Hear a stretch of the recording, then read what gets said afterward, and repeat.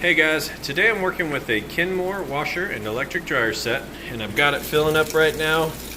Pretty heavy load, jeans and towels. Gonna just do an express wash on it. Already gone through a 28-point inspection, made sure everything electrical, mechanical, it all works. So we're gonna go ahead and do this little test, just so that you can see as if you were standing here yourself testing it out, that it does fill up with water, agitates correctly, drains that water out, and then you got a nice smooth spin cycle as it finishes up. Then we're going to move those clothes over to the dryer and show you that the dryer works and heats. Sounds great. So we'll let this go ahead and finish filling up and move on to the agitation. Okay, and it is filled up and it's got a nice strong agitation. Let you listen to that. Of course, you know the safety switch, the lid switch works because lift it up, shuts it down.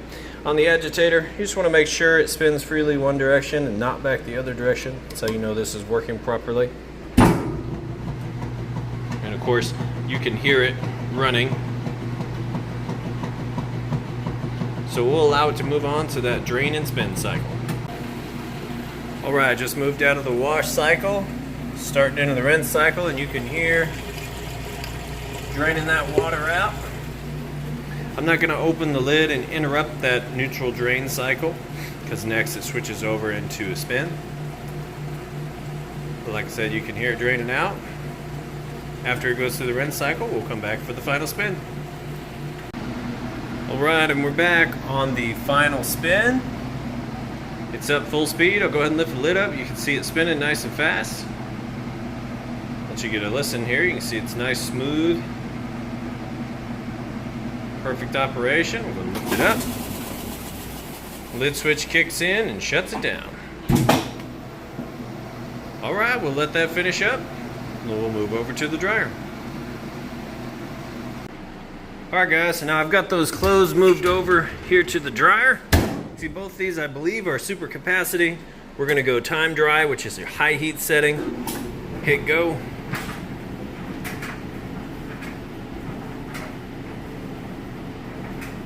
As you can see in here, it sounds great. Nice smooth operation. You can hear those clothes tumbling around, but what you want to do is make sure that there's no knocking or kicking or wobbling or off balance, or all that stuff gets checked. The dryer gets a 22-point inspection. Again, everything electrical, mechanical, all the heating element components, the roller wheels, the idler pulleys, everything gets checked. Everything has to work perfectly, and it does on this dryer. Even going to do a little touch up on the paint to make it look brand new again.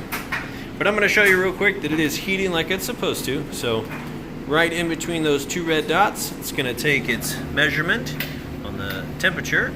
So you can see a little difference there. So we'll open this up, shoot it right inside the heating element tube. You can see plenty of heat coming out of there. Now that tube can get pretty hot. It can get all the way up to 300 degrees at times. And of course it goes in cycles from really hot and then it kicks off and then it kicks back on. But the inside of your dryer is going to get anywhere from 95 to 195. And that's a range depending on what you have these settings at here. So whether you're on high heat, air dry, which is no heat, low heat, or allow it to just do everything automatically. And sometimes I like to just stick it on this auto, especially if I have some items in there that are not just straight jeans and towels. A lot of times with the heavy jeans and towels load, we just go high heat and hit go. But that's going to be it on this guy here. Of course, you have your lint trap here, and that's it. All right, if you have any questions, feel free to reach out. Otherwise, I appreciate you taking the time to watch this video. Thanks and have a great day.